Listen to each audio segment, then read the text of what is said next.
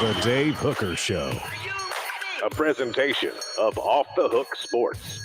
Objective insight, expertise, top guests.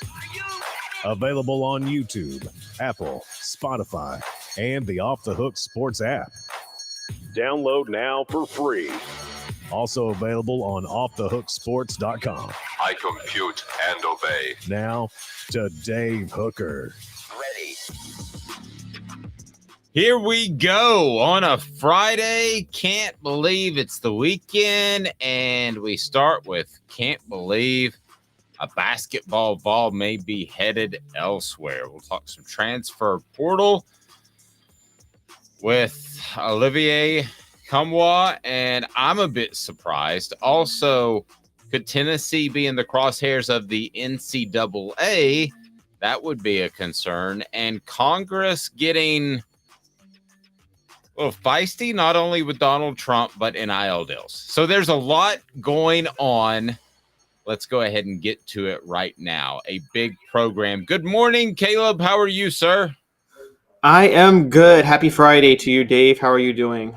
I'm well. Happy Friday to you as well. And we were live yesterday, shortly after we went off the air, as Tennessee picked up a big commitment, 4-star quarterback Jake Merklinger, which I thought was pretty monstrous. Those that are on board already, thanks for being on hold as we get rolling, and hit that thumbs up button. I really appreciate it. Travis says, good morning, Vol fans. We say good morning to you. We should also... I say I'm an Orioles fan. I'm just going to tell you guys I'm a huge Orioles fan. And because the Orioles beat the Red Sox yesterday, we're tied with the Yankees for first in the AL East after opening day. We have the smallest payroll, so we should get the tiebreaker. Let's just call the season. Season's over. Season's over. We win the AL East. Season's done. You don't want to see them go 162-0? Nope. Just stop it here. I've seen enough. Baltimore is 1-0. I've seen enough. Stop the count. Okay, fair enough. Just go ahead and do it and be done with it. And there you go. All right. So Olivier Nkamhoua enters the transfer portal before we get to today's tough question brought to you by Craven Wings. So Olivier Nkamhoua enters the portal, and I was surprised to see that come out yesterday. I did not predict that would happen. I didn't really see Tennessee having any significant transfers, and we want to discuss just how significant this one is. And it's brought to you by AndyMasonRealEstate.com. AndyMasonRealEstate.com will save you thousands, if not tens of thousands of dollars in real estate, because they've got over 40 years of experience right there in the Knoxville area. AndyMasonRealEstate.com. Tell him Off the Hook Sports sent you, or just all you got to do is fill out the form and he'll get in touch with you. Best service, best prices in the real estate biz. Your thoughts on Tennessee facing a potential transfer in Nkamhoua? Yeah, this one was shocking. I did think they were going to lose at least one big man. They have J.P. Estrella and Cade Phillips coming in. And also Jonas Adu, I think, is going to take another huge leap this offseason, because he took a huge leap last offseason. And I think that he's going to be the big man that everything goes through next year for Tennessee. So I really thought Uros Plavchik would actually be the guy to transfer and try to play one more year, because I think he's got a year of eligibility left and play somewhere else. Nkamhoua doing it is a little interesting. He's really the only stretch four that Tennessee can truly rely on. Rick Barnes still loves the stretch four, and he uses Nkamhoua a lot in that situation. The only thing I can maybe think about this is, look, maybe Rick Barnes nudged him and is getting a high-profile transfer somewhere else that we don't know about. I mean, that's very possible. Or maybe Rick Barnes, at his age, has decided overnight, I'm going to do what Calhoun and Dave Hooker have been telling me to do, and I'm going to play a little more small ball from now on. Well, and I can check IP addresses. We'll find out if he's watching, but I can go ahead and guarantee he is. To me, it's a little strange that you would announce you're ready to bolt for a big man. Now, to me, if let's say Santiago Vescovi or one of the other guards said, I want to go because I want to play a more up and down pace. And I see what you're saying with the depth at the big man position. If you'd have made a list of guys that could possibly transfer, Caleb, given what's coming in, and go ahead and address their class coming in, because it's something to behold. But if you made a list of guys that were going to transfer out, where would have Nkamhoua fallen on that list? Oh, near the bottom. No one has really benefited from playing for Rick Barnes more than Nkamhoua. He's got a before Nkamhoua, you had Eve Pons, who really benefited playing 3 years from Rick Barnes. Nkamhoua's like right there with him. I mean, you talk about a guy that really has fine-tuned the role that is meant for him, which is the stretch four, which there's going to be I would have thought if he stayed with Barnes another year, there would be a spot for him in the NBA in a couple of years. I mean, a 6'8", 6'9" forward that can go out and guard the perimeter, that can hit shots from the free throw line. There's a spot for you on the bench somewhere in the NBA when you can do that. Everybody needs a stretch four at some point. And I think this was really, really shocking. Unless he goes to play for Tom Izzo, who develops stretch fours better than anybody. It's kind of shocking that he decided to hit the portal. Yeah, it's near the bottom for me. It's honestly near. I would have even pegged Zakai Ziegler transferring before him. Wow. Michigan State, I mean, that's a blue blood program at this point, even though they just have one championship under Izzo, which seems like they have 8, but they don't. So they carry themselves like they have 8. They're like that. They're like the 2008 Celtics team, which I love Kevin Garnett, but Paul Pierce acts like they were a dynasty and that he's like got some credibility to speak on things like, bro, you won 1 championship, y'all 3 together.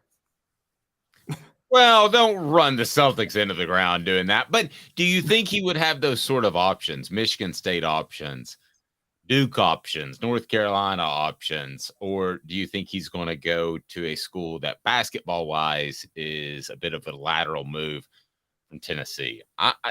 I don't see people falling over themselves to get him. I think he'll be a guy that will fit in some programs.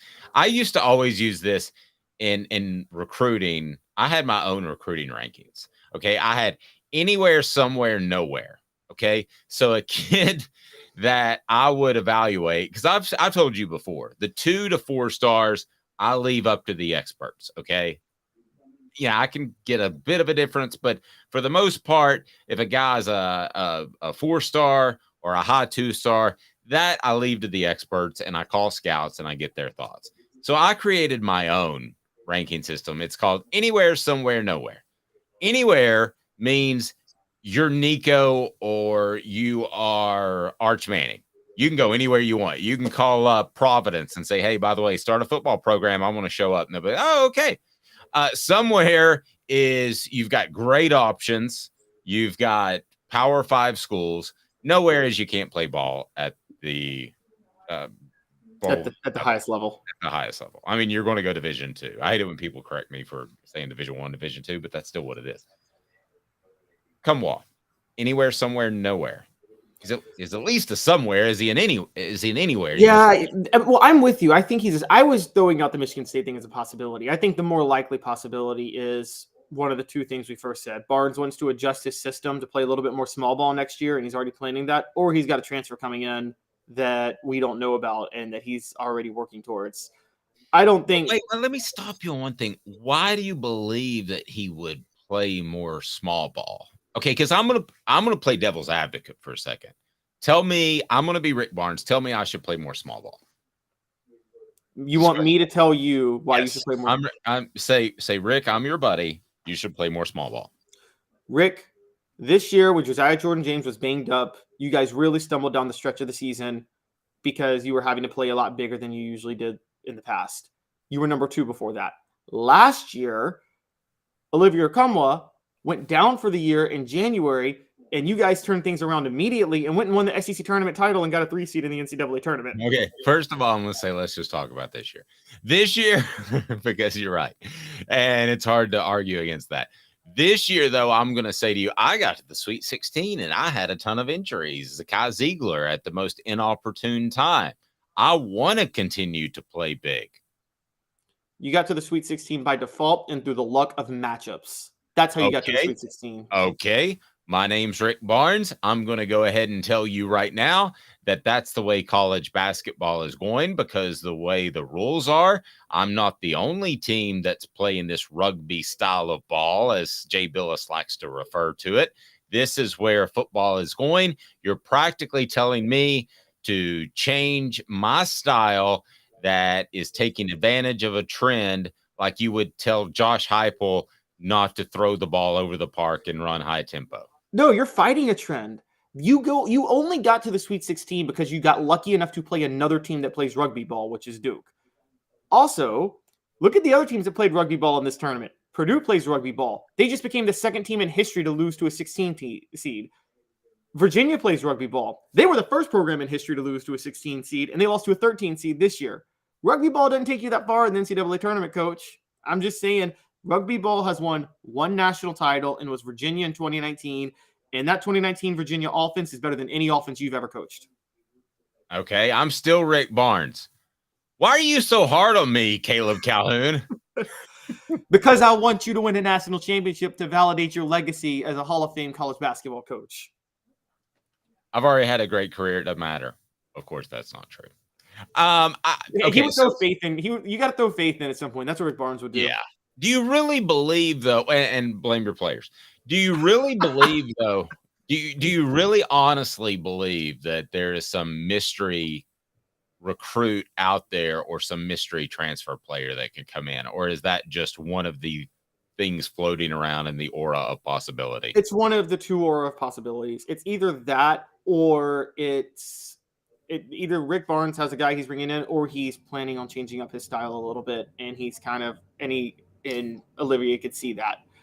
I don't think it's something like Tom Izzo came calling and was like, "Hey, want to play for a better program?" I think Tom Izzo can get better players, like you said, to play that stretch four. Rick Barnes develops players, and Tom Izzo does too, but Tom Izzo develops a higher caliber of a player, and so Rick Barnes is going to get I always thought Rick Barnes his best strength was, between me and you, Rick Barnes should never recruit a 5-star, ever. He should never recruit a one-and-done guy. He should take only 3 stars the rest of his career, because the way Tennessee is at their most successful is if you get a bunch of 3 stars who have played together for 2 and 3 years and have developed under Rick Barnes. That's how Rick Barnes wins. I don't know why he ever tries to recruit at such a high level, because he's not good at mixing those guys in. Man, but yeah, I think that helps Rick Barnes, to be real honest with you, because I don't think the one and dones are going to be the type of guys that are as favorable to a program any longer. I think what you're going to see is the transfer and dones that come in for 2 years. They signed with a smaller school. I'm just going to throw something out there, like a Murray State or something. And they're like, "Oh, I see. Well, you've got a training table at Tennessee. I get to eat filet. I get to eat shrimp, and I get to play in front of 20-some thousand people." I think that's going to be the trend that you will see the bigger schools, and could have a bigger impact on basketball than actually football. And listen, if Rick Barnes, and I wrote about this on offthehooksports.com, if he's not ready to accept that, and he hasn't taken advantage of NIL transfers, somebody's behind the game. Either the collectives that are all put together, somebody is behind the game. I'm not sure who that is, if it's Rick Barnes or not, but why has Tennessee not had the impact player come in, especially if we're having this conversation in November, of a transfer in basketball like they've had with Nico? The cash is there. There's no question. And you could have a bigger impact. In football, I don't care how great you are. You're probably going to have to sit a year. There are exceptions. I know Nico may be an exception, but you're probably going to have to sit a year. You're not going to have an impact because you have to have 10 other good players around you to compete for a championship. In basketball, that's not necessarily true.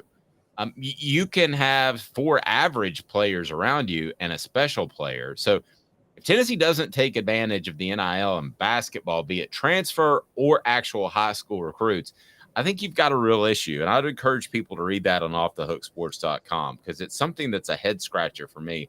I don't know where the disconnect is. Today's tough question is now, and it's brought to you by Craven Weeks. Today's tough question.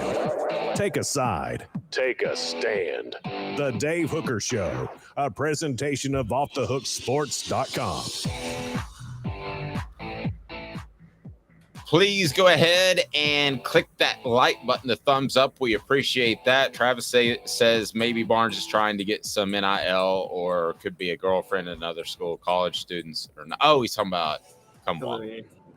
Well, yeah, I mean, definitely could be a girlfriend. You never know. There's a lot of truth to that. But if he's trying to get NIL, that proves my point, because that would be very disconcerting if the NIL wasn't there. All right. So Vanderbilt has a linebacker that you probably, if you're watching closely, and the game wasn't very close last year, but if you watch a lot of SEC football, he's pretty darn good. And he's one of those that you would think that a lot of schools would come after. Problem is, you can't really come after them. If you do, it's got to be very vague. It's got to be something that is done behind closed doors through shady intermediaries. And CJ Taylor, Vanderbilt linebacker, says there were some conversations between he and Tennessee. Brought to you by Craven Wings. Today's tough question, and it's on our Twitter page. Tennessee is a program that's under NCAA investigation currently. Big Saturday brunch tomorrow. You need to check that out at the North Shore Chodo location for Craven Wings. I had the wings this week. They are phenomenal. The Vols reportedly talked to Vanderbilt linebacker CJ Taylor, which could be tampering. Are you concerned? And I've got not at all, a little bit, very.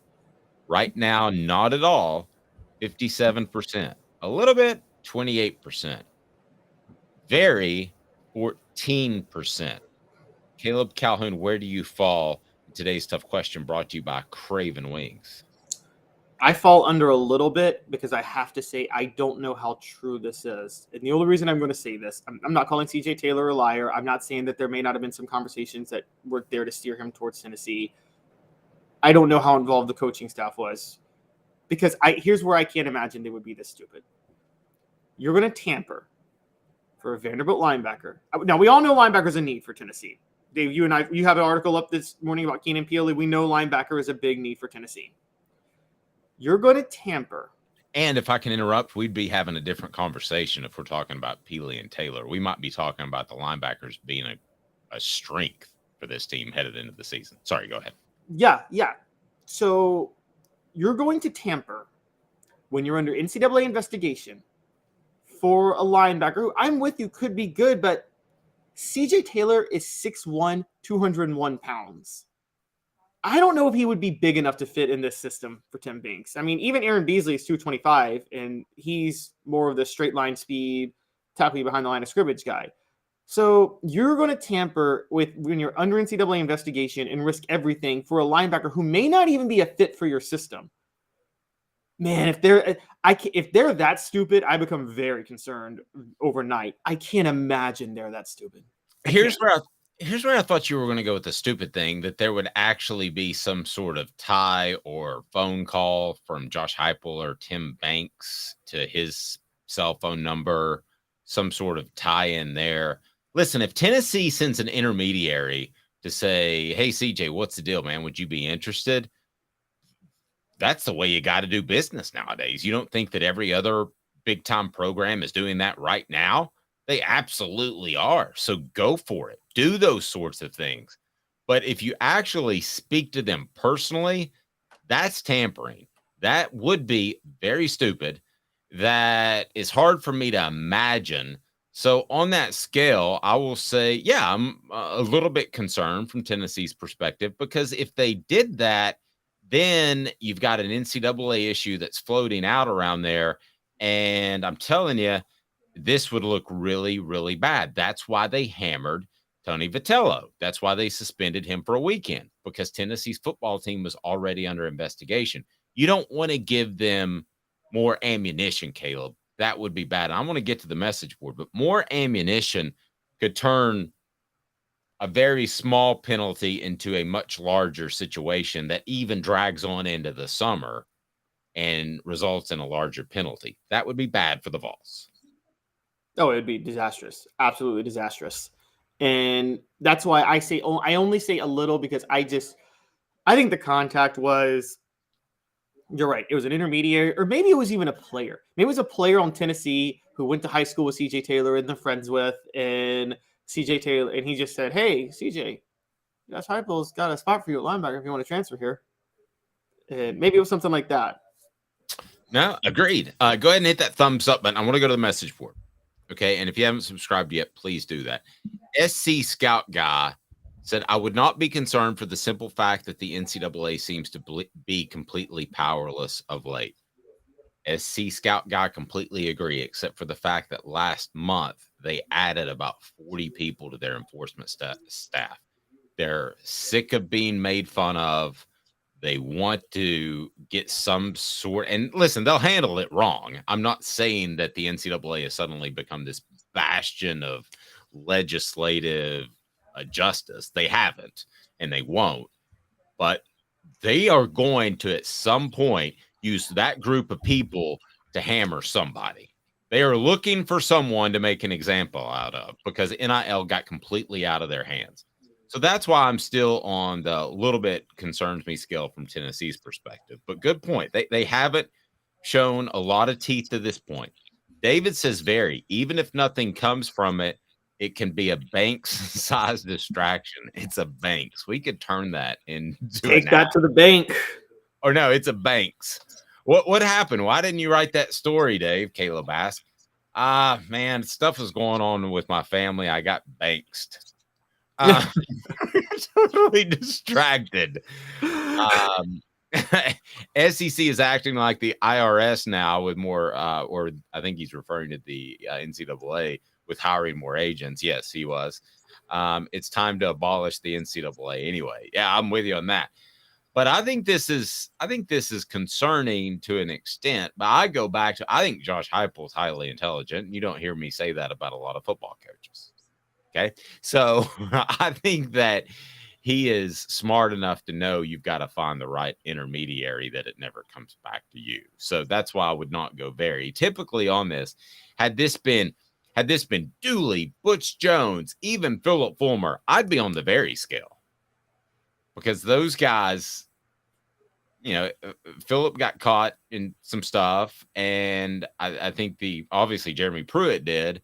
If it was anybody else other than Josh Heupel, I'd be on the very scale, but I'm just a little bit right now. Did Fulmer get caught in some stuff, or did people around him get caught in some stuff, and he just wasn't too apt to put a stop to it the way he needed to?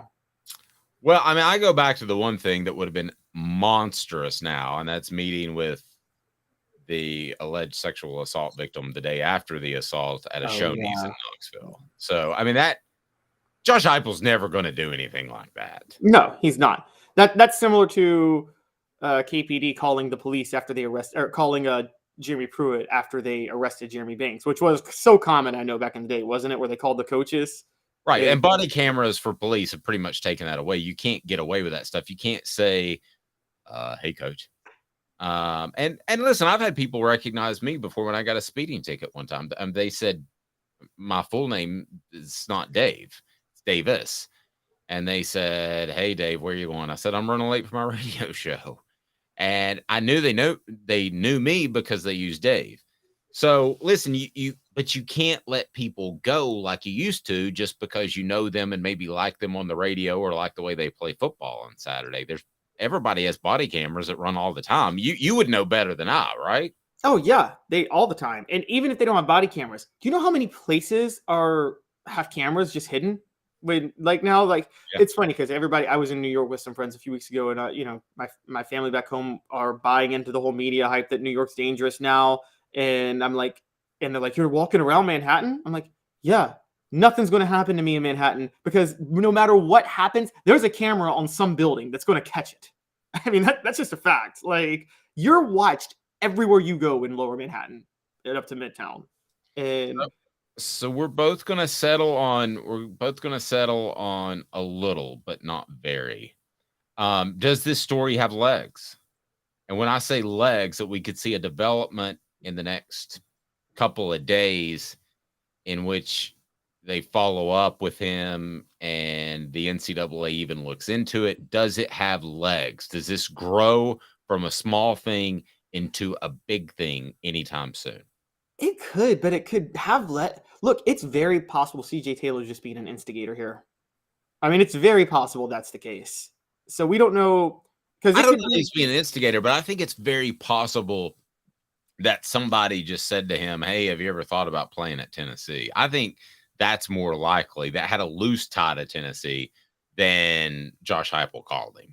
Well, yeah, that's what I was getting at, though. That's where I see he was being an instigator, is because he played it in a way that. You didn't mean purposefully, like he didn't go out thinking, "Oh, I'll get Tennessee in trouble." No, I think he just embellished a little bit to make it sound a little more dramatic. My question for you was, would Derek Dooley really have done this? As much as you don't like Dooley, it seemed like he was at least process oriented, where he wasn't going to try to like commit an infraction. Yeah, I just thought he was a little bit of a doofus.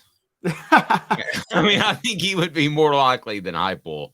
I don't think he was as premeditated. So, I don't think this is I really don't think it has legs. And unless Vanderbilt wanted to push it and that puts the kid in the middle, I don't think it has legs because guys are so insulated now. So will there be a follow-up question? Yeah, I don't see that being the case, Caleb. I don't see anybody saying, "Hey, you said this. Now I want to ask you this." I mean, heck, he may not be available to the media for what? Till fall. The fall camp. Yeah. So this is that's it's not much to read into right now. So I say a little concerned, and only be a little concerned if you think that the staff, that what was implied was fully true. And I can't imagine it was. I can't imagine the Tennessee football coaching staff is that stupid. I just can't. Smoky Mountain Red brought up a good point. And I think this is where this whole thing gets a little goofy. Can collectives make calls? No. The collective is an affiliate with the university. So it's an initiative by the university with the university. So you work with them once you're on campus. So technically, they can't recruit in any capacity. Now, that's not to say that there's not recruiting going on. Even transfers. That's not to say that there's not recruiting going on. That's not to say that maybe some booster who's giving money through the collective may not be saying to a guy, "Hey, I'm not saying I won't have you be the front man of my car shop, or of my car dealership, but you commit to Tennessee, you got a very, very good chance of being the front man of my car dealership." And I'm not saying that. Caleb did the wink for those on the audio platform, by the way. So in other words, yeah, it's kind of a wink deal. But there's not just one collective. It's not just Spire. So how do you manage all these collectives? For instance, I'll talk to somebody who is starting a collective, and I got a really good vibe off of him, want to work with him, and he wants to help some of the people that aren't getting the money. And maybe he'll wait for them to be on campus. But if there's 10, 12 collectives, how are you able to monitor each one so they're not calling guys at lesser schools and saying, "Hey, you could come to Tennessee"? Like I'm not saying McAllen Castles did this, but McAllen Castles he had a stipend to buy his food and go to his dorm and cook it. At Tennessee, you go and there's a feast that's like a mix between the Golden Corral and Ruth's Chris every single meal. So just to see that, to pitch that, it's a pretty strong pitch, Caleb. So what's to stop a collective person from doing that? Well, are all these 12 collectives like initiatives by the university? Spire Sports was an initiative in a partnership with the university itself. Well, I just threw 12 out there. So, but there's more than one. You can start your own collective. Well, then, yeah, if you and I could start a collective today and roll with it. Okay, I see what you're saying. Yeah, most of those are independent. So at that point, yeah, there's absolutely no way to regulate those at all. Right. And that's a problem. So, and I that's why I said from the start, I don't know how that's going to work, but at that point, there's no reason to be concerned, because if one of those collectives is calling CJ Taylor, what is the NCAA going to do to Tennessee? They didn't have anything to do with that. They can wash their hands clean. Yeah, I think you just talked me out of the kind of concerned and not at all concerned as well. As long as what I believe to be true, and that's Josh Heupel, is just too smart to do something like that. Portions of the program brought to you by Bassey Lawn and Garden. Man alive, it's worth the drive. Industrial mowers, commercial mowers, all right there in Cleveland, whether you're in Knoxville, Nashville, or perhaps Chattanooga. Go there and get your industrial mowers, commercial mowers, any lawn equipment you might need. Bassey Lawn and Garden, man alive, it's worth the drive. Today's sizzling, hot, tough question brought to you by our friends at Craven Wings, and they've got the brunch going on tomorrow. 2 minutes, and coming up, Tell you what, I want to get more into this Nkamhoua thing, but also want to talk about Jake Merklinger being a big pickup for Tennessee in a couple of ways that you might not have thought about yet. Stay tuned. 2 minutes off the Hook Sports. And Craving Wings South North Shore location, where we've heard people say that you can get the best wings in East Tennessee. Pero ¿quién es este? El número 87, Jacob Warren. I'll just do 6 on my sauce 87, please. Imposible, señorita. Dale 6 más. Look at these wings. Perfectas, deliciosas, fantásticas. Man, I don't know what you're saying, but it sounds awesome. How do you say fresh, never frozen in Spanish? Frescas, nunca congeladas. Make your way to Craving Wings and get you 6 más. But what was funny about Cadis, we were a full continuum of care at that time. We had detox, we had inpatient, we had outpatient. So we were doing a lot of the things that we do now. But now we just do them so much better. It's really a simple program, but we're complicated people. I am what I am, and now I got to do something about it. You can take your life back. Call Cadis today. Got cataracts? We can fix that. Never miss another moment. With a little help from Doctors Campbell, Cunningham, Taylor, and Hahn at cctis.com. Do you want to own the more that owns every job? Then get to Vassey Lawn and Garden in Cleveland and get you a Toro. I'm David Vassey, here to talk to you about Toro. With a Toro Zero Turn, you'll get more out of every minute and you'll reach the finish line faster. At Vassey's, we like to say, no matter if you're mowing 3 acres a week or 11 lawns a day, homeowners and business owners alike find confidence in equipment they can trust from top to bottom. Vassey Lawn and Garden, Highway 60 North in Cleveland. Man alive, it's worth the drive. Our family has been creating jewelry since 1986, each piece unique with a story all its own. I'm Rick Terry with Rick Terry Jewelry Designs. I'm a jeweler, and I want to be your jeweler. We're grateful that you chose us to be Knoxville's best jeweler. My family and staff look forward to serving you. So please come see us. Kingston Pike and Campbell Station Road in the heart of Farragut and downtown on Gay Street, right next to the Tennessee Theater. You're listening to The Dave Hooker Show, a presentation of OffTheHookSports.com. The internet is full of pictures of each and every one of you. Available on YouTube, Apple, Spotify, and the Off the Hook Sports app.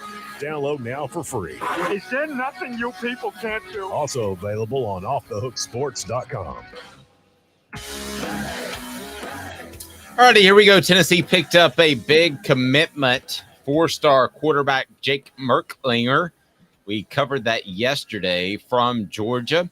He picks the Vols over Michigan State, North Carolina, and Georgia. Somebody brought up a really good point on our YouTube channel. By the way, if you haven't subscribed yet, please do that. Have friends subscribe because you'll love it. We got some big stuff coming up we're excited about. No Fred White today. We're working on our Celebrate 98 project, so we got a long day tomorrow. But Fred will join us most every Friday. I would say 50 weeks out of the 52 Fridays. I want to commit to that. Jake Merklinger. Yes, he gets a bye week every once in a while. Jake Merklinger commits to Tennessee, and I want to play 4 downs with his commitment. So here we go. And this is a new type of 4 downs. And go ahead and weigh in on the message board. I'm going to specifically go a little bit slower. By the way, Smoky Mountain Red loves the ad with Jacob there, who is yeah, I'll take the 87 sauce. We need to have Jacob on to kind of make fun of him a little bit because he's such a good speaker and he seems like he's nervous with the camera there on that Craven Wings ad. He's got to pop out of his shell and just talk some trash, point at the camera and say, try the 87. Man, the 87 really is awesome. And I'm a Buffalo guy, so try that at Craven Wings. But the 87 is awesome. 4 downs is now. It's brought to you by Campbell, Cunningham, Taylor, and Hahn. Campbell, Cunningham, Taylor, and Hahn. Vision correction that you just can't get anywhere else and it's local. 4 downs. 4 questions. 4 answers. The Dave Hooker Show. 4 Downs, a presentation of offthehooksports.com. I got LASIK, no contacts, no glasses. Campbell, Cunningham, Taylor, and Hahn. Local vision is just awesome. They're not flying in doctors from other places. They also do cataract surgery, and Campbell, Cunningham, Taylor, and Hahn has the local vision centers for your annual checkups and more. All right, Caleb. So let's play a little bit of 4 downs with Jake Merklinger. Here we go. And I'm upping the ante. Chips in the middle. You have to bet your mortgage on these 4 down questions. Okay? All right. Jake Merklinger, betting your mortgage, signs with Tennessee. Yes or no? Yeah, he signs with Tennessee. Okay. I was thinking that first down would be a play action, take a shot at the end zone first down, but that was a run 3 yards in a cloud of dust. Well, here's why I brought that one up. Because he also said that he was willing to go to North Carolina, which has Drake May. So I don't think he's afraid of competition at all. I thought about this more last night.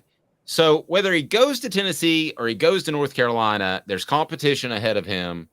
And even if Nico somehow wins the job, plays every game and is a superstar, I still think he comes to Tennessee. He's looking at this as far as the long play. So I would bet my mortgage. Yes, he signs with Tennessee. Plays for Tennessee in 2024. You got to bet your mortgage, yay or nay. Second down.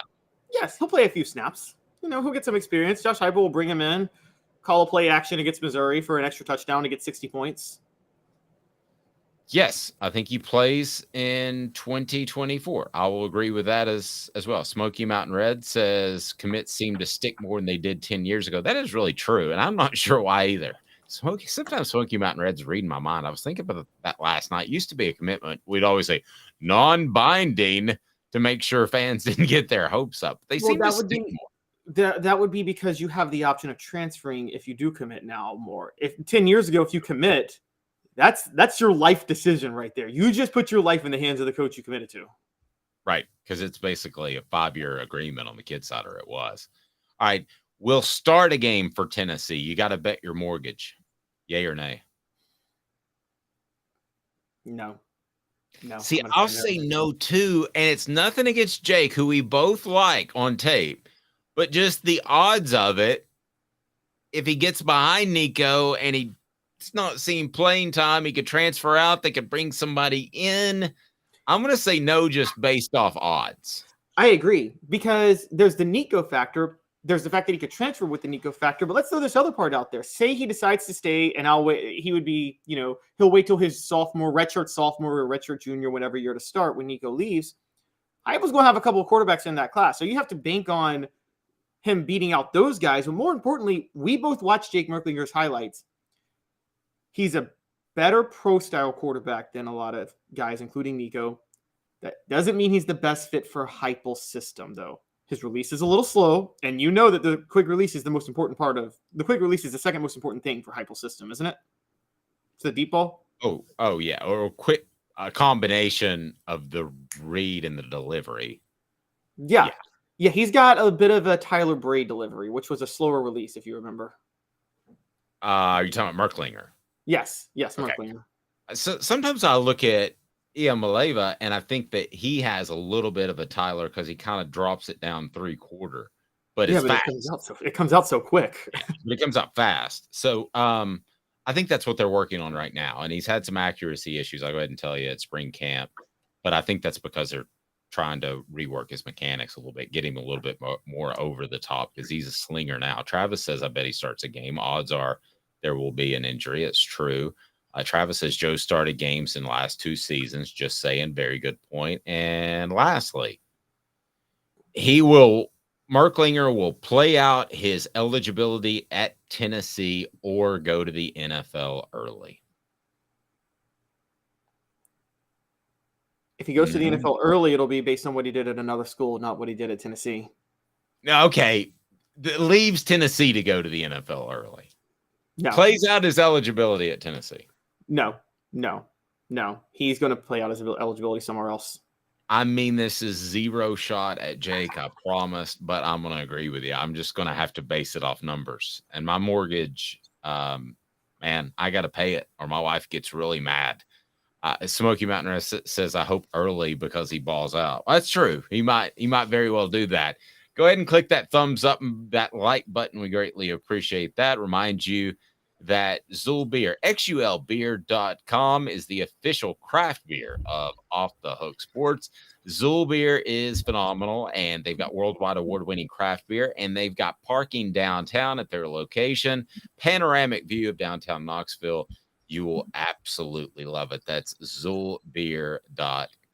And then this from Dawn Staley I wanted to get to momentarily. She was asked about coaching in the men's game. But first, we got Congress getting involved. Let's talk some Congress. So do you think I'm going to go the direction of Donald Trump after yesterday, Caleb?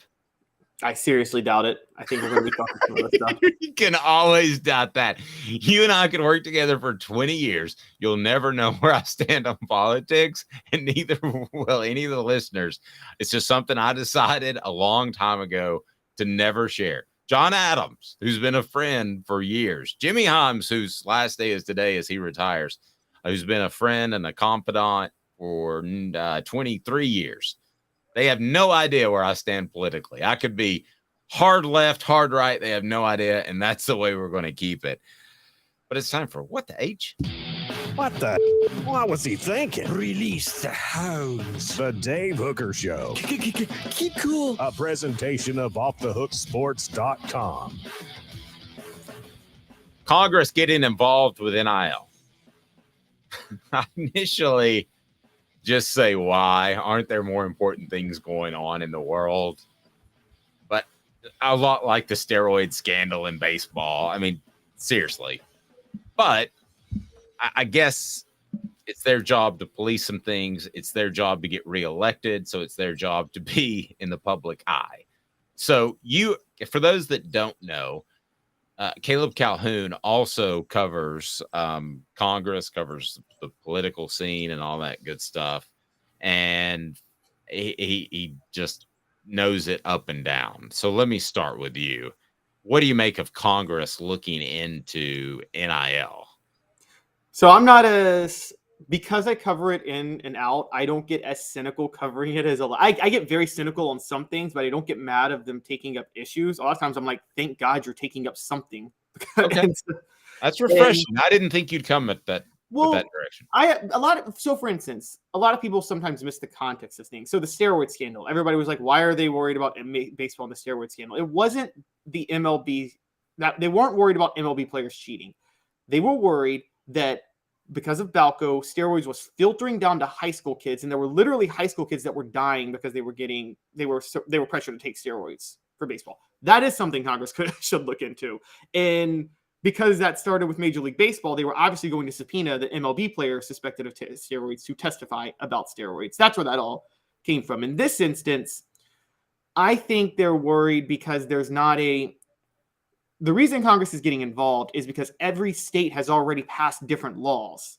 And so there's not a uniform standard at all. And so you do need Congress at this point to step in to say, okay, if there's going to be a standard of paying players, it's got to be uniform, because then there's going to be massive competitive disadvantages. Forget competitive disadvantages, educational disadvantages. I think we all agree that as a society, one of the goals of society is to try to best educate your kids as possible. And Congress has to deal with that. And there are going to be, football is a revenue driver for a lot of colleges in this country for education.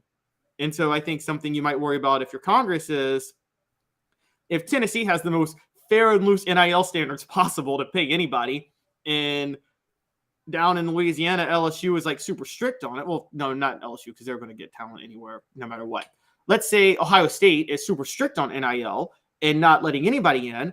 Well, you're going to see a giant gap in which football program is more dominant in 20 years. So, but why does Congress care about that? Because you and I, this may be the first time that you and I vehemently disagree. Wait, let me finish. Oh, you can finish. You can finish, but I have a retort.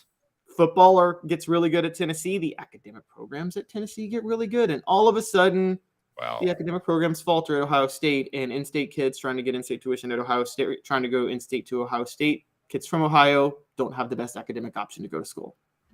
Just saying, that's possible. I think they want a uniform standard of NIL. Reach. The Supreme Court already ruled on this. Why should, if the Supreme Court can rule on it, if states themselves can pass laws addressing this, which they have, why shouldn't Congress get involved? Okay, but specifically what I want to address is the fact that they want full disclosure of NIL.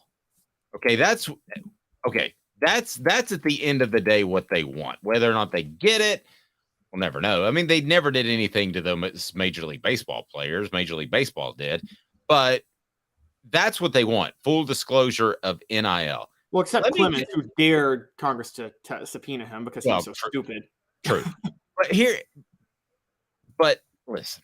Well, they should have gotten Rafael Palmeiro too. I just happened to watch a documentary on that last night, but nevertheless. So here's my thing with this, man. It doesn't matter. I don't care if there are different rules from state to state about plumbing. What I pay my plumber is between me and my plumber. Stay out of my business. What I pay Jacob Warren and Cooper Mays, who I've said are NIL guys, I've never hidden that. And I think they bring a lot, and I think they're worth it, and I think they deserve it. That is none of Congress's business. That's none of anybody's business. That is a business transaction between two people. And I do not understand how in the world, other than them knowing what I paid them so that they have to claim it on their taxes and I claim it on my taxes as an expense, I don't understand why in the world Congress needs to be involved. And I'll tell you this too, just from a sports stance, let me take away the stance of the government being a little bit too intrusive in my mind. Let me take that away for a second. From a sports stance, you don't want this, especially if you're Tennessee, because you're ahead of the curve of NIL. So, Caleb, full disclosure of NIL, are you for that? Should I have to tell Congress what I'm paying Jacob and Cooper and some more players we're going to add this offseason? I think there are some deeper issues on this. I think there are, for instance, there's a concept of collective. I think some athletes, for instance, are looking to collectively bargain still, even with NIL. We know Northwestern, didn't they win a lawsuit to be able to collectively bargain? And collective bargaining Congress does deal with. I mean, we're talking about this like they haven't dealt with this in other sports. There are full-on protections in baseball, basketball, football, hockey for the athletes to collectively bargain because, as Congress would say, those are employees who are not part. There's no competitive league, the competitor that they could go join. They can only play with this league. The NCAA, there's really no competitor right now in college football. And now you have the Wild West of NIL money just flowing everywhere. Now, you could say it's nobody's business, but again, what happens if, Tennessee does NIL, but then Northwestern decides to collectively bargain? Well, we all agree Congress should get involved in collectively. That's one of the things they do. The federal government does is deal with collective bargaining and negotiations. So, well, but if collective bargaining, you're talking about basically a union, right? So that everybody gets an equal number. I mean, if you want to get involved with that, but I'm going to go ahead and tell you that's going to fall by the wayside. Nick Saban already thought that was a great idea, and then he chucked it so he could pay more players more money that were key players. Listen, I will go ahead and tell you, I will go out of my way to pay Jacob and Cooper under the table so that they can't monitor this money, which would hurt me from a tax standpoint, but I'll give them cold, hard cash because there is no way that they should be able to share with the public what these guys are making. I don't care if it's me or somebody else. There's no way they should be able to share that. I don't think it's really fair that we know that Nico Iamaleava is supposedly making $8 million, which has never been truly confirmed. Well, we don't really know it. That's the thing. Some reporter got a hold of that. Right. And somebody leaked it to them, and that's fine. I think it Because was Lane Kiffin. maybe. Well, that's not a bad point. But listen, the media is essentially the fourth arm of the government, is what it's been referred to. And the media, they need to go get all the information they can. But do I need to be told that I, as a business owner, not as a reporter, but as a business owner, that I have to turn over what I'm paying to them other than in my taxes, and they could make that public? Absolutely not. And now if the NCAA wants to try to do something like that in their forever decades long stupidity, go for it. Okay, go for it. But they don't have subpoena power. Congress does. And this to me is an infringement of rights. Absolutely an infringement of rights. If they tell a young man that you have to disclose all that you made, or they tell a school you have to disclose all that you pay, I don't understand. You just said it, though. You theoretically have to disclose it for taxes anyway. Right, but that doesn't become public knowledge. I don't think it's fair that it becomes public knowledge because, listen, okay, let's just say, for instance, Nico's making $8 million and Jerome Carvin was making $10. Well, that doesn't need to be public knowledge. That's their business. I mean, that's their own business. That's two people, two adults doing business together. That doesn't need to be at all a piece of public information. Well, here's where this comes into play. And this is Mr. where Jones says government just wants the tax money from NIL. Well, they're already getting that. Yeah, because I've worked with our guys about how to set that up. And I know that Tennessee has had a meeting, I think it was like 2 weeks ago, that how to pay your taxes on NIL. And listen, some of these guys are going to make mistakes and not pay their taxes. That's going to happen.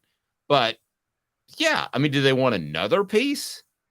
I don't think it's about a piece. I'll tell you what it might be. Because look, there's corruption in Congress. We all know that, but we have to understand when and where and how it is. Most of the time, by the way, the corruption is not them lining their pockets. It's people who finance their campaigns wanting their pockets lined. It's their donors and lobbyists who want the pockets lined, not the members of Congress themselves. Members of Congress themselves are oftentimes just puppets for those people.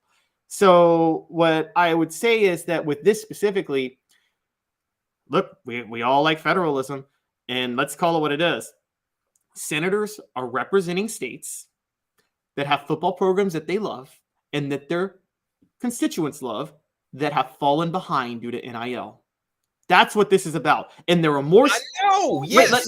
There are more states like that than there are like Tennessee, which is one of the states that has gotten out ahead of it. So I'm just saying, we love federalism. If more representatives in the House and more in the Senate happen to represent states that feel this way, the lucky thing, the most objective arbiter would have been any of Donald Trump or Joe Biden, however you feel about either of them. They may be the most objective arbiters of this because neither of them live in a state where college football matters. or Trump does now. Trump lives in Florida. But at the time he lived in New York, he represented New York as president. Biden represents Delaware. There's no college football that matters in either state unless you think Syracuse is relevant. So, I mean, that's the funny thing about this. Now, when it was Bill Clinton, I think he probably would have felt a certain way representing Arkansas, wanting Arkansas to be good. There's a lot of passion in Arkansas. But I think that a lot of senators are representing states whose constituents are mad.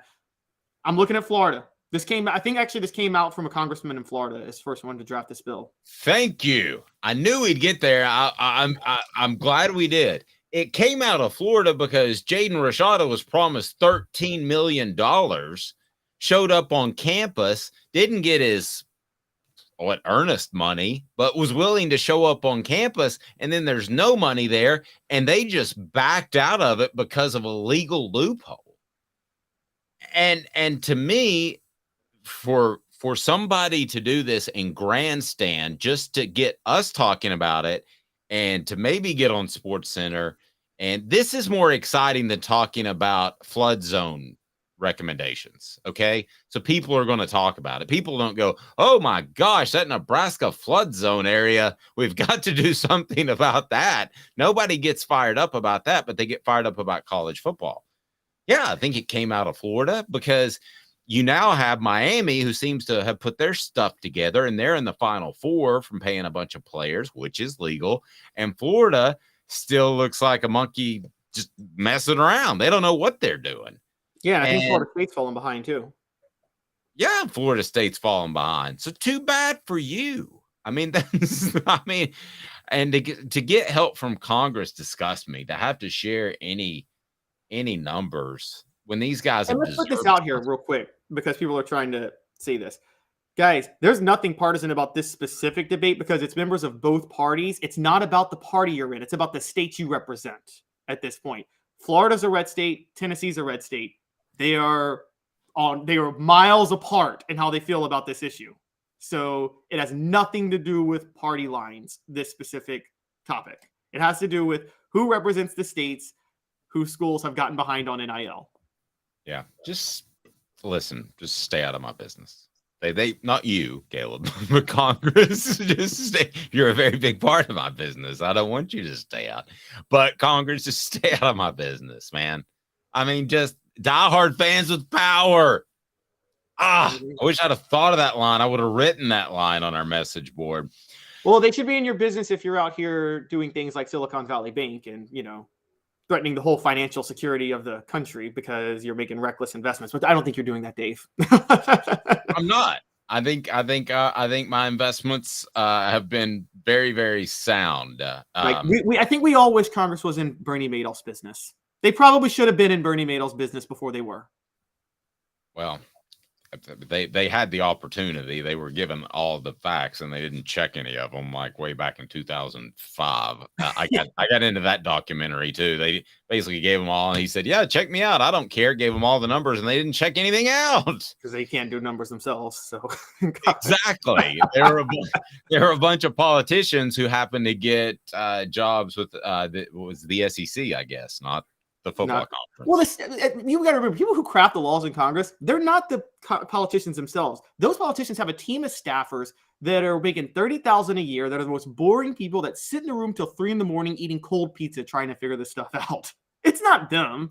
They're just the ones who go to the floor to make their point. It is pretty amazing the support that they get. I will tell you this: when I went to visit Heath Schuler in his office, my son immediately spilled a Diet Dr. Pepper in his office. And do you remember the scene from The Fifth Element in which he drops a glass and like all kinds of robots come out and clean it up real quick? Do you remember that scene by chance? I didn't watch. That's exactly what his staffers were like. There were like 3 staffers and the support is unbelievable. And it's like one had the napkin, one had the spray stuff, one had another Diet Dr. Pepper for my son. But yeah, you're right. I mean, I think that's why Heath just random compliment to Heath Schuler. That's why Heath got out of it, because both sides, he was moderate. He voted on what he believed, and he didn't care if he made friends on the left or right. And both sides tried to pull him to either side to make like a real serious run at a bigger position. And he said, no, I just want to vote for what I believe in. And good for him. And he finally got out of it. But you look at Heath, former athlete in Washington, good looking guy. If he had been willing to say, I will be a diehard Republican and support whatever, or I'll be a diehard liberal and support whatever, he would have been a superstar in Congress or maybe even more. I have no doubt in my mind, but he didn't want to be a puppet and he walked away because of that. Just a random compliment to Heath Schuler, who I love. Coming up, a full recruiting update, and we're going to talk Merklinger. We're also going to talk where Tennessee stands with several other prospects, so you will want to hang tight. And if you just got on board and heard my semi-political rant, hit the thumbs up. Hopefully you liked it. If you didn't, then still hit the thumbs up. Be sure you're subscribed. And coming up, we will discuss why Caleb Giroux voted for Bernie Sanders. Off the Hook Sports. To own the more that owns every job, then get to Vassey Lawn and Garden in Cleveland and get you a Toro. I'm David Vassey, here to talk to you about Toro. With a Toro Zero Turn, you'll get more out of every minute and you'll reach the finish line faster. At Bassey's, we like to say, no matter if you're mowing 3 acres a week or 11 lawns a day, homeowners and business owners alike find confidence in equipment they can trust from top to bottom. Vassey Lawn and Garden, Highway 60 North in Cleveland. Man alive, it's worth the drive. Hi, Mike Davis here with City Heating and Air, reminding you to always dare to compare. Our team provides quality local heating and air service, installation, and maintenance across East Tennessee. We use only the best equipment like American Standard heating and air conditioning for your residential, new construction, or commercial needs. Honesty, dependability, and customer satisfaction have been the cornerstones of our business since 1961. City Heat and Air. Dare to compare.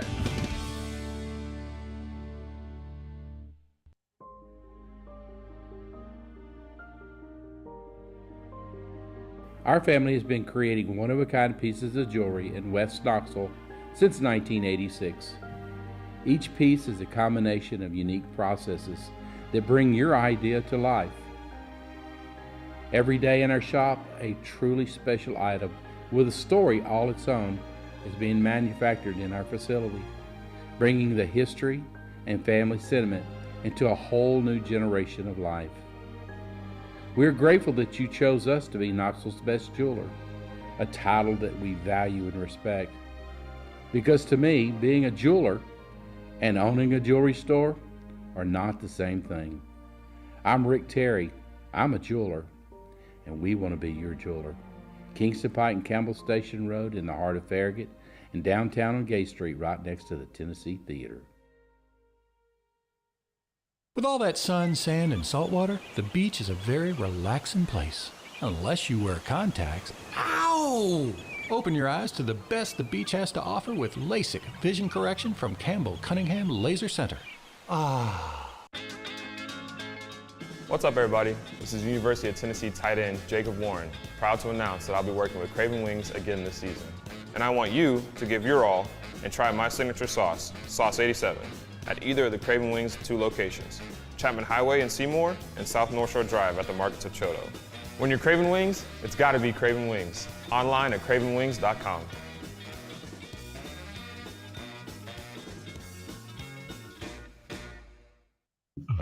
Who's this guy? Hello, wizard. The Dave Hooker Show, a presentation of Off the Hook Sports. What? YouTube, Apple, Spotify, and the free Off the Hook Sports app. Back to Dave Hooker. Talking Cruton coming up. And if you have a specific player or prospect that you would like to ask about, Caleb Giroux, best in the biz. So go ahead and type that in the message board. Hit that thumbs up button. I just looked at the YouTube channel, and some of you haven't hit the thumbs up button yet. Come on, we need to share this knowledge with some other people. Portions of the program brought to you by City Heating and Air Conditioning. CityHeatandAir.com. CityHeatandAir.com. And City Heating and Air Conditioning in Knoxville. HVAC service with integrity. Integrity matters. 50 years there. And City Heating and Air Conditioning will make sure that you get the proper assessment of your unit. Maybe just a new part instead of a whole new unit. Other people will try to talk you into a whole new unit. So Smoky Mountain Red said Craven Wings needs a Pigeon Forge location. I want to work on that. We got a lot of stuff cracking Pigeon Forge, Smoky Mountain Red. Just telling you. It might rhyme with great or readily great. It's the 98 series. All right, Caleb Giroux joins us now. I'll try to be sneaky. Caleb, how are you, sir? Doing good. How are y'all? I'm well. I thought you might have a Bernie Sanders shirt on as we were talking politics earlier. No, when I wasn't able to vote yet. Oh, that's right. Caleb is a young man, but that's okay. He brings the heat, and he is, if not already, going to be your next great recruiting reporter when it comes to the University of Tennessee. Just knocking it out of the park. Told us that Jake Merklinger would be a Vol before he announced it. Just great stuff on offthehooksports.com. So let's get to it now. Talking Cruton, brought to you by Craft Treats. Talking Cruton. Am I right or am I right or am I right? Who's on Tennessee's board? The names you need to know exclusively on Off the Hook Sports with Dave Hooker. So, Jaru, what did you think of the pickup of Merklinger with already a 5-star in camp and seemingly the future of the program? Thoughts on that pickup? Well, I think it's very good for Josh Heupel and his staff. We're seeing that they can get the quarterbacks they want. So in this 2024 class, Merklinger was the guy they wanted, and they weren't really in the running for anybody else. Obviously, Jaden Davis is announcing today, and he had Tennessee in his top schools, but I think that was more just like a respect thing, like a thank you to Tennessee. Merklinger was the guy that Tennessee wanted, and it was really all or nothing for him because there really wasn't another high-quality quarterback in this class that they were after. It's pretty strong to get him, especially from Georgia. And this is something we talked about before we get to some other guys that we talked about before you came on, and that was whether or not he went to North Carolina or Tennessee, there was going to be competition. You got Drake May there at North Carolina. He doesn't seem afraid of competition. So while this is a non-binding verbal commitment, it seems like one that'll stick to me. Yeah, I don't see that he'll decommit or flip anywhere. Obviously, in this day and age, if he gets to Tennessee and after sitting a year, he doesn't want to sit another year, you can always just transfer. So, I mean, I guess it does make the decision easier, but it also adds like that backup plan. Like, hey, I can go to Tennessee, get developed, get coached. And if for some reason he decides he doesn't want to compete anymore, or Nico is like the for sure starter his sophomore year, he can always just transfer somewhere else. But I think we'll see Merklinger become what Nico is this year and just kind of being able to push Nico to that next level until Nico either gets drafted or something happens, or, and then Jake Merklinger can take that starting role. Amari Jefferson is a wide receiver that Tennessee's taking a look at. What can you tell me about Amari Jefferson? By the way, you may have a new nickname, Rootin' Tootin' Crootin' Caleb. There you go. But Amari Jefferson is an interesting case because he's committed to Tennessee for baseball.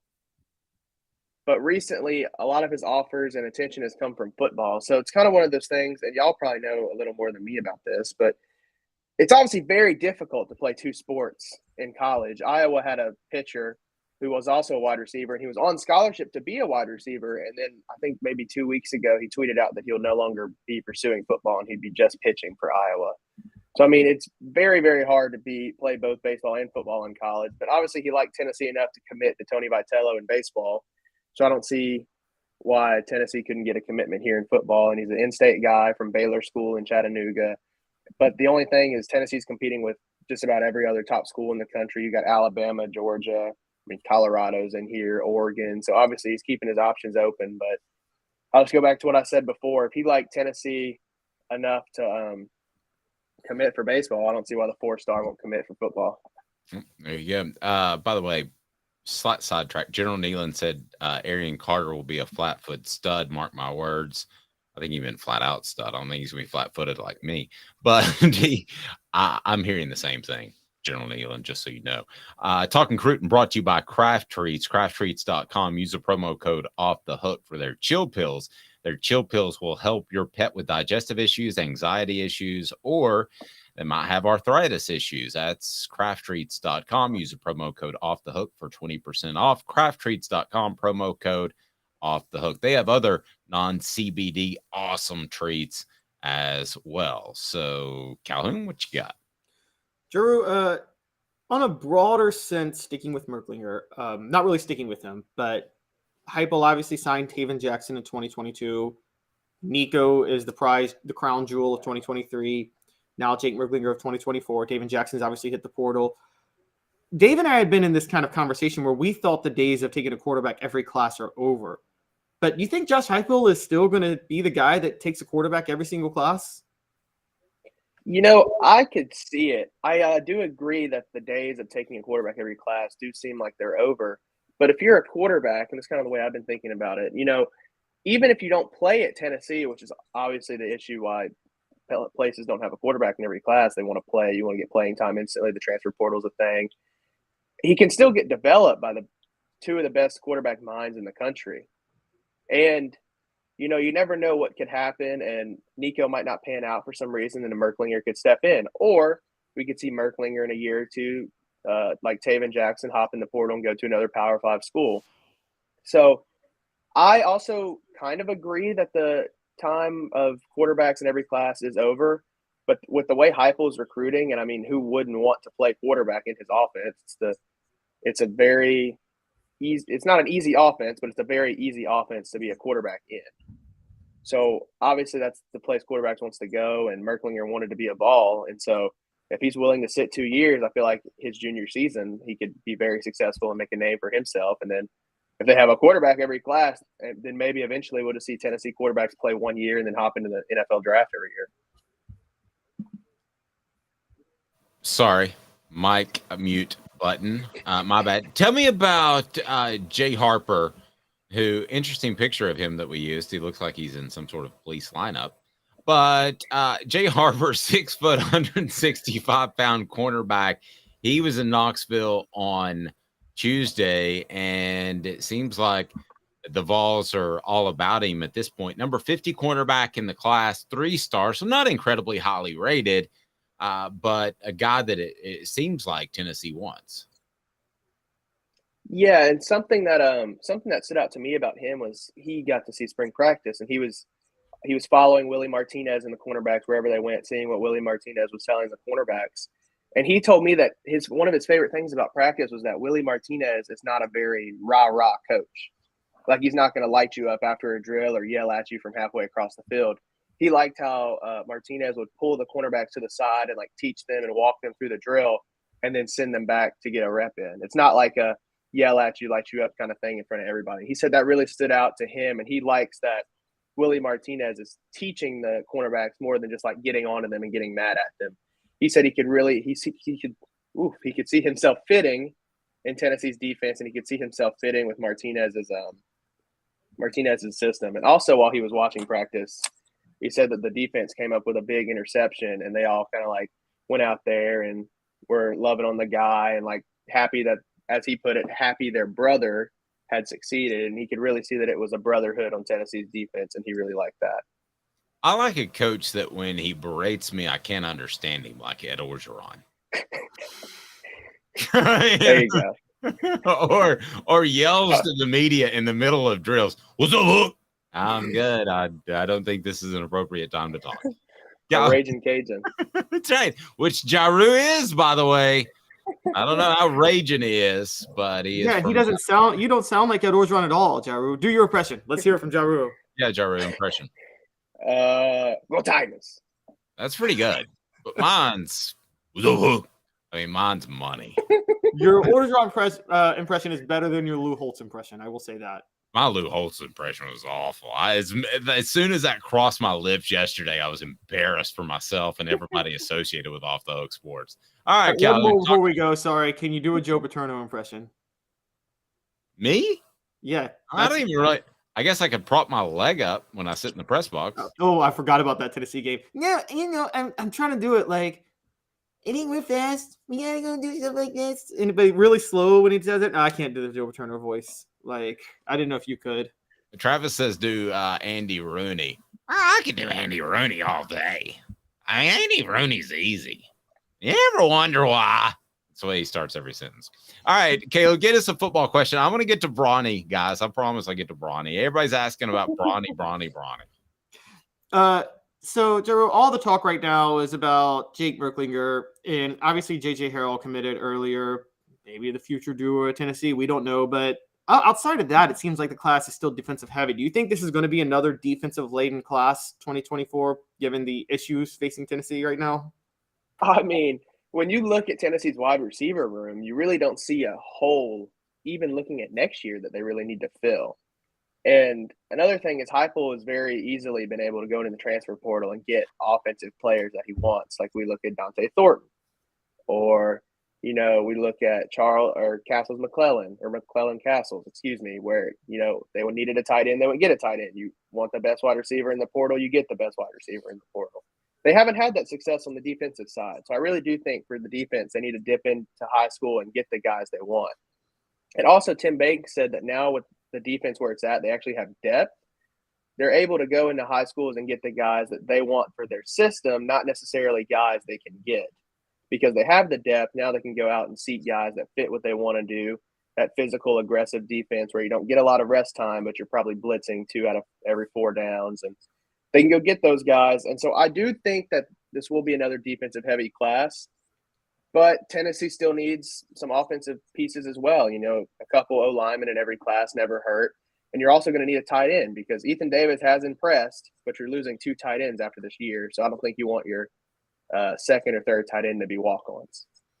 Derek Dooley would disagree with you about getting a lineman in every class. Sorry. Oh, sorry. What? You should get a lineman? No, Yeah, I'm joking. I'm saying Derek Dooley would disagree with Ja Rule about that you should get a lineman in every class. Remember that, Dave? 2012? Gosh, yeah. That's your guy, too. What? Dave is attaching things to, like, everybody today. Yeah, that's right. Well, you said Derek Dooley's pretty good. I never said that.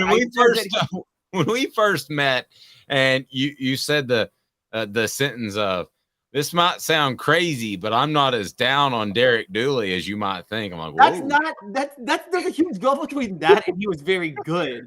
He just had an impossible situation. You know he did, Dave. The way I recall it is you said Derek Dooley, Vince Lombardi, same person.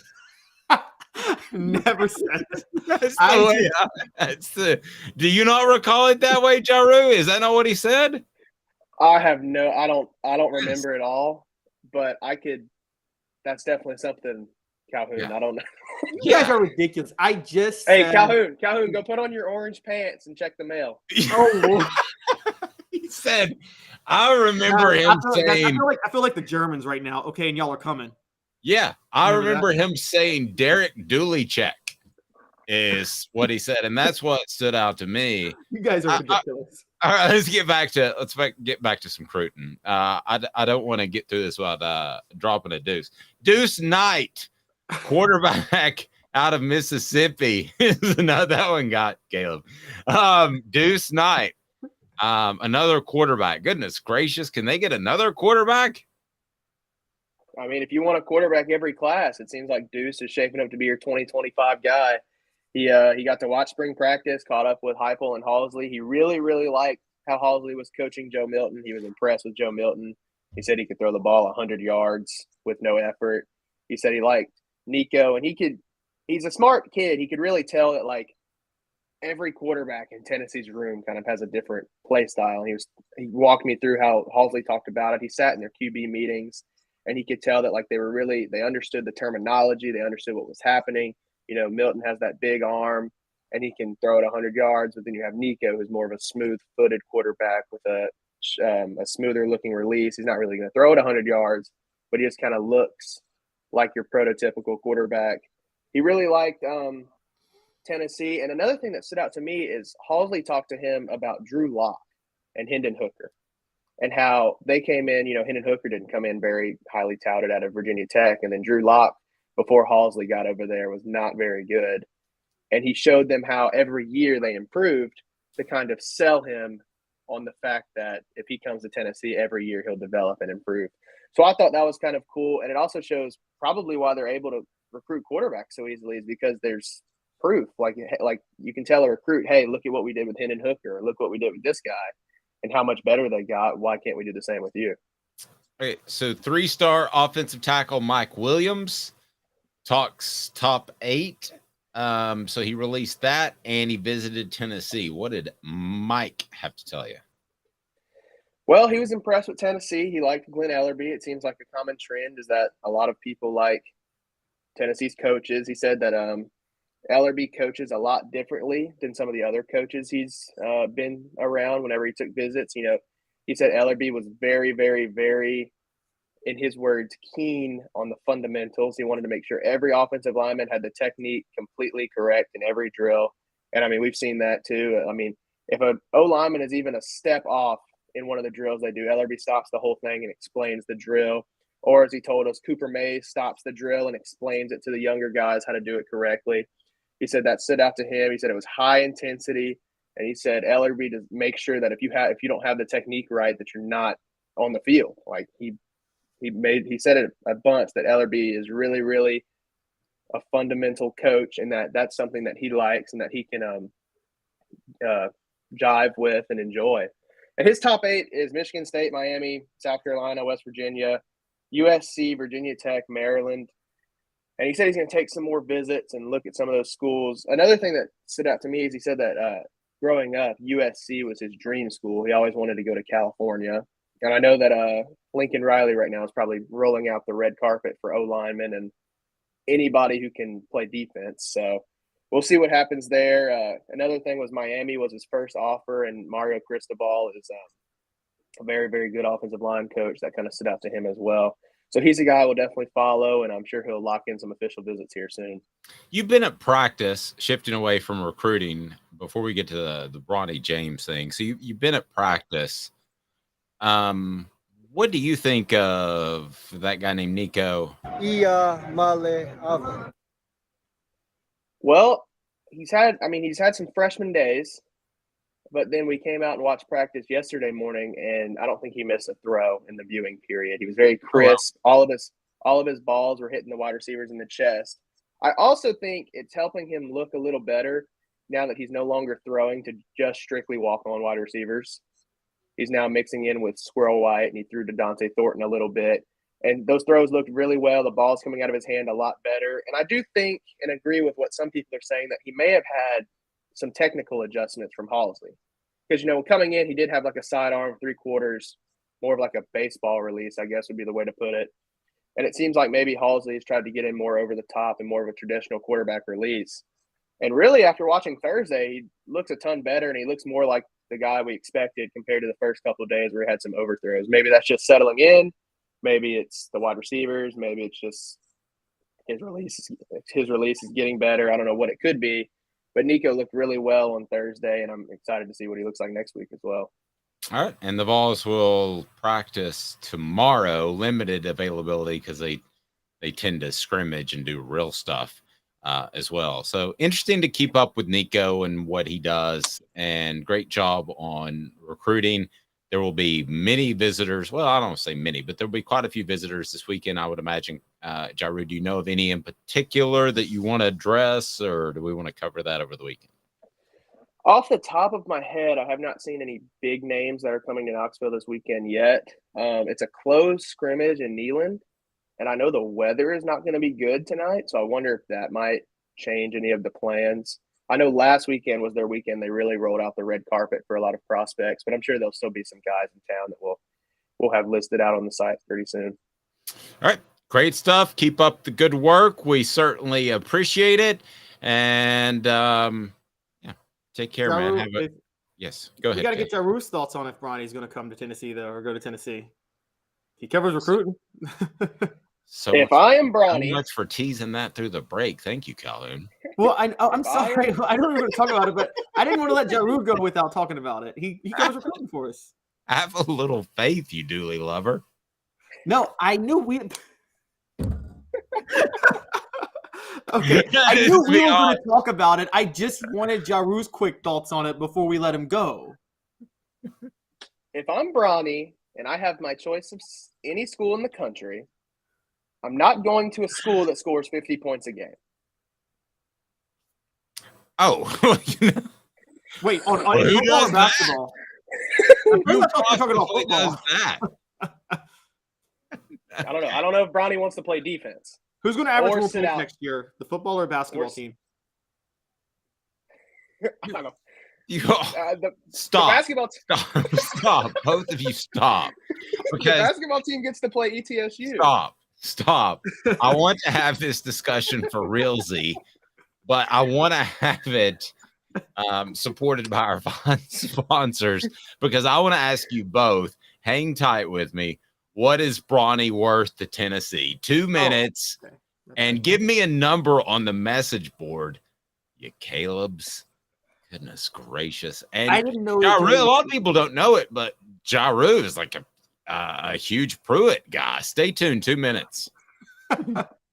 To own the more that owns every job, then get to Vassey Lawn and Garden in Cleveland and get you a Toro. I'm David Vassey, here to talk to you about Toro.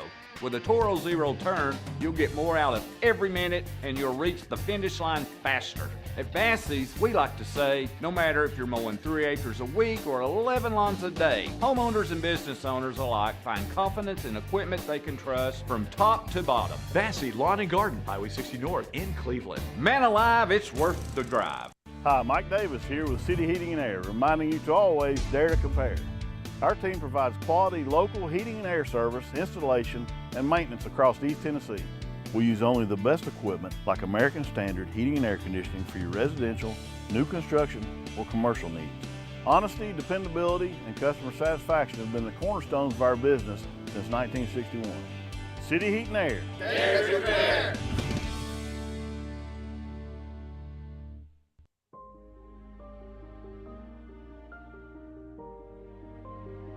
Our family has been creating one-of-a-kind pieces of jewelry in West Knoxville since 1986.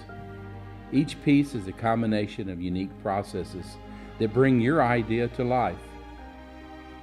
Every day in our shop, a truly special item with a story all its own is being manufactured in our facility, bringing the history and family sentiment into a whole new generation of life. We are grateful that you chose us to be Knoxville's best jeweler, a title that we value and respect. Because to me, being a jeweler and owning a jewelry store are not the same thing. I'm Rick Terry. I'm a jeweler, and we want to be your jeweler. Kingston Pike and Campbell Station Road in the heart of Farragut, and downtown on Gay Street right next to the Tennessee Theater. With all that sun, sand, and salt water, the beach is a very relaxing place. Unless you wear contacts. Ow! Open your eyes to the best the beach has to offer with LASIK vision correction from Campbell Cunningham Laser Center. Ah. What's up, everybody? This is University of Tennessee tight end Jacob Warren, proud to announce that I'll be working with Craven Wings again this season. And I want you to give your all and try my signature sauce, Sauce 87, at either of the Craven Wings 2 locations, Chapman Highway in Seymour and South North Shore Drive at the Markets of Choto. When you're craving wings, it's gotta be Craven Wings. Online at cravenwings.com.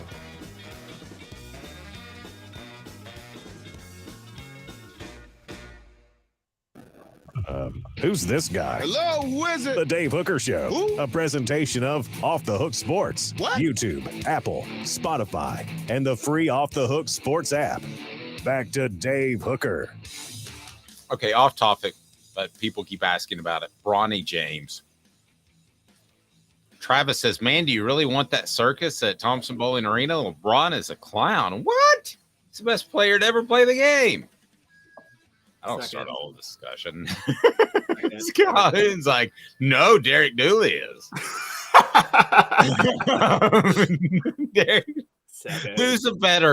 Who's better at their job, LeBron or Derek Dooley, Caleb? Well, I mean, as a Derek Dooley may be the greatest off-field assistant of all time. We don't know. I mean, he's an off-field assistant right now. So, okay, so with the LeBron thing, for realsies for a second, do we have any reason to believe that Bronny's coming to Tennessee? Because he did give Tennessee a look, right? Maybe I mean, if I don't believe he is, but if he wants to develop, Tennessee's not a bad place. I mean, again, Rick Barnes is a place to develop, but I think he's looking as a one and done type of guy because LeBron's like dream is to play like with his son at least 1 year in the NBA. Yeah, and there's a chance that LeBron could destroy Bronny's career because I don't know that he's a one and done naturally, but he's not. He's going to destroy his son's career. Yeah, I mean, there's a very good chance that. Okay, so what would it mean, Jaru, if Bronny was a Vol? It would mean a lot of money for Tennessee's athletic department because if you have Bronny on the court, assuming he plays his first year, we see how freshman point guards fare at Tennessee. They don't usually see the court their first year. If Bronny were to play, I mean, you have LeBron coming to Knoxville, Tennessee to watch his son play. LeBron has a lot of friends who probably want to watch his son play as well. So, I mean, you're bringing a lot of celebrities to Knoxville, a lot of money to buy tickets. I mean, they'll probably be selling out games versus ETSU on November 15th next year or the year after next if Bronny's a Vol. So I mean, you bring in a lot of money to wherever he goes, and it's just a matter of I really think that would probably be more valuable than his play on the court to wherever he goes. Okay, how much would Bronny be worth to Tennessee's program? Because we say that LeBron's going to show up and visit, and I'm sure he would some. And he's got a younger son, too, who's better. So either one of them. The younger son is more in LeBron's mold of a player. Yes. So he's a takeover the program type of guy. Bronny's more of a shooter. Okay, so let me ask you this. Between the publicity and the player, what would either of LeBron's sons be worth? How much would you pay if you're cutting checks? If you're Rick Barnes and you're like, man, I got to get this championship thing done, or I'm going to be considered the Marv Levy of basketball coaches. It's a pretty good reference. How much would you want? Would you go to the collectives and say you got to pay him this? I mean, 1 year. For the younger LeBron James, like not Bronny James, but the younger one, I mean, if you're paying Nico 8, you got to go 10. Because the younger one is like, that guy's getting you a championship that 1 year he's in college. And I think. But it's just 1 year. Nico's getting it for 3 years. Yeah, that's true. You're right. Well, okay, that's a good point. I didn't think about that. I didn't even think about that. But, The answer. Okay, so I'm going 3.5. The answer is $10 million for the younger one and $5 million for Bronny. By the way, Adele will be at the games too because Adele is now engaged to Rich Paul, and that's LeBron's best friend. So you gonna sing the national anthem? Adele singing the national anthem. That would be great. That would draw a crowd. Yeah. Travis says, come on. I'm not even kidding. I mean, to have that sort of publicity, to have a real chance at a championship, to have 2 or 3 guys that are likely going to follow him. Travis, I'm not. Okay, maybe 10 mil is a little high. Okay, so I'll go 2.5 for Bronny, the good one, the middle player in this whole scenario, like the middle child. And I will say I would go $5 million for the good one, the young one. Okay. How about that? And Peyton Manning is proof that the middle child is usually the best of the athletes. So I thought the little child, like in the Brady Bunch, was overlooked. I mean, Giroux kind of seems like a middle child. No, I'm a middle child, and Peyton Manning is a middle child, and Peyton Manning was the best of all the Mannings by far. There's not a close second. Like, I'm sorry, Archie, not Arch, but I'm sorry, Archie, and I'm sorry, Eli. Eli doesn't belong in the Hall of Fame. Come at me. Eli doesn't belong in the Hall of Fame.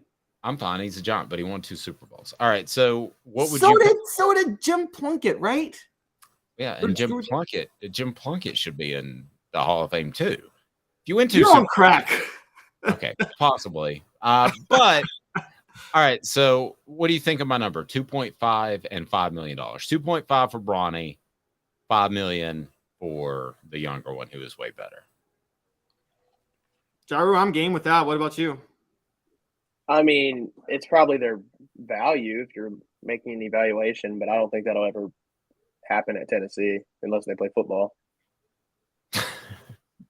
You mean you don't think they would extend the dollars, or you don't think they would come to Tennessee because Tennessee doesn't have a basketball program to house them? Probably a little bit of both, but more so, I don't think Tennessee would give them that money because I just don't feel like Tennessee is a place where they're willing to invest in their basketball athletes like their football players. Okay, but see, that's something I wrote earlier this week that bothers me. Why in the world is that Barnes, or is that the collectives that aren't doling out this cash? Because you could dole out less cash and have more success in basketball than you could football. Okay, LeBron's younger son is Bryce James. That's his name. I was trying to remember. Bryce James was 6'4" at age 13. So we know how big he's going to be eventually. He's going to be LeBron size. Here's why you throw out maybe even more than $5 million. What if you recruit Bryce James to play defensive end and basketball? Oh, wait, now he's not going to do that. I'm just saying. We all, Dave, do you not agree that like if LeBron wanted to play defensive end, he would have been like the best defensive end of all time? Well, I'm not going to go best of all time. That's pretty strong. But given his athleticism and quick twitch, I would say there's a good chance that he would be in the Hall of Fame at a number of positions, maybe even. He would have been the new Doug Atkins for this era with his athleticism. Oh my gosh. Now we've gone LeBron crazy. But no, okay, just like, by the way, if Michael Jordan played wide receiver, best wide receiver of all time, there wouldn't even be a debate. A 6'6" guy with a 48-inch vertical who runs a 4.3 40 and has hands that huge? Well, but you get too tall and you have a big target zone where you get your ribs broke. Oh, usually you get line? about usually you get about past 6'5", and I get concerned about guys who have too big of a target zone. But who would you rather see him play football? Michael Jordan at receiver or LeBron at tight end / defensive end? Which one would have been more fun to watch? Derek Dooley. All right, so we've all agreed that $5 million for the youngest James is not too much, and 2.5. So go out there and spend it, Vols, for Bronny if you need to. And maybe even you get Bronny and he hangs around till his little brother is able to play with him at Tennessee. And then you've got a whole new nickname. Forget Ernie and Bernie. You got the James Gang. James Gang. That is gold, Jerry. Gold. And you just have to hope that LeBron doesn't turn into LeVar Ball. Oh, that's true. LeVar got his sons to the NBA, though. Eventually. You could do T-shirts, because goodness knows I can come up with bad T-shirt ideas. You could do the Lavals. Oh, you could have done that if he had gone there. It's terrible. I got the high-pitched giggle from Giroux, which means it was a good and bad joke at the same time. LeVar Ball got convinced Donald Trump to get his son out of jail in China. I mean, dude's got some pull, man. A lot of people in there. All right. But I do want to end on this sincerely. Tennessee has got to get more involved in NIL money in basketball. Can we all agree with that? There's too much money that's out there, right? Dave just wants Tennessee to be a basketball school, guys. Let's just go ahead and say it. Well, I think it's stupid that they're not. You want Tennessee to be a basketball first school. You want Tennessee to be Duke. That is not true. You want to weigh the priorities like that. No, that is not true. I don't want them to be Duke, but I don't see Villanova. I don't see there are certain programs out there that have the influx of cash, like Alabama, that can be elite at both. Now, I don't like the whole Brandon Miller situation, Nate Oates handling it and everything, but they are, they were a Final Four contender this year, and Tennessee slipped into the Sweet 16. It should be more than that. And Travis says Dave hates Joe and loves basketball. What is happening? None of that is true. I'm just going to write a Joe Milton feature for that very reason. Guys, fantastic job, Jaru. Keep up the great recruiting coverage. Calhoun's got you covered when it comes to spring football. The videos are all there on the YouTube page. Hit the thumbs up button, but subscribe. That's the most important thing. We'll have a talk with Cooper Mays. We'll have a talk with Jacob Warren. We got a lot going on. For the Calebs, I'm Dave Hooker. This has been a presentation